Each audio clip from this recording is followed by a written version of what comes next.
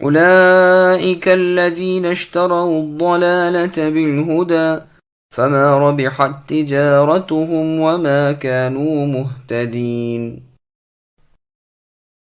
یہ وہ لوگ ہیں جنہوں نے گمراہی کو ہدایت کے بدلے میں مول لے لیا، بس نہ تو ان کی تجارت نے ان کو فائدہ پہنچایا اور نہ یہ ہدایت والے ہوئے۔ سامعین اب اس آیت کی تفسیر سماعت کیجیے، ہدایت کے بدلے میں گمراہی۔ ابن عباس، ابن مسعود اور بعض دیگر صحابہ رضی اللہ عنہم سے مروی ہے کہ ان منافقوں نے ہدایت چھوڑ دی اور گمراہی لے لی۔ عبداللہ رضی اللہ عنہ فرماتے ہیں انہوں نے ایمان کے بدلے کفر قبول کیا۔ مجاہد رحمۃ اللہ علیہ فرماتے ہیں ایمان لائے پھر کافر ہو گئے۔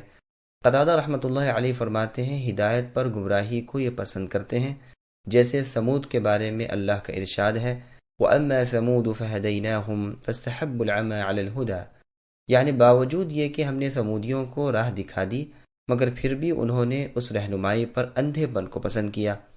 مطلب یہ ہوا کہ منافقین ہدایت سے ہٹ کر گمراہی پر آ گئے اور ہدایت کے بدلے گمراہی لے لی، گویا ہدایت کو بیچ کر گمراہی لی۔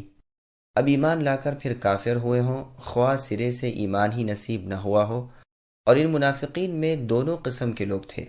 چنانچہ قرآن کریم میں ہے ذَلِكَ بِأَنَّهُمْ آمَنُوا ثُمَّ كَفَرُوا فَطُبِعَ عَلَى قُلُوبِهِمْ، یہ اس لیے ہے کہ یہ منافق لوگ ایمان لا کر پھر کافر ہو گئے، پس ان کے دلوں پر مہر کر دی گئی۔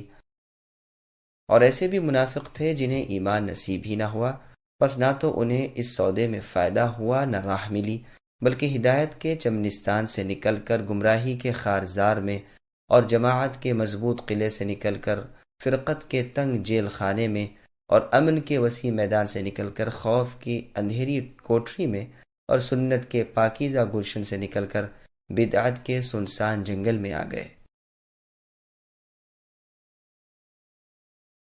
مثلهم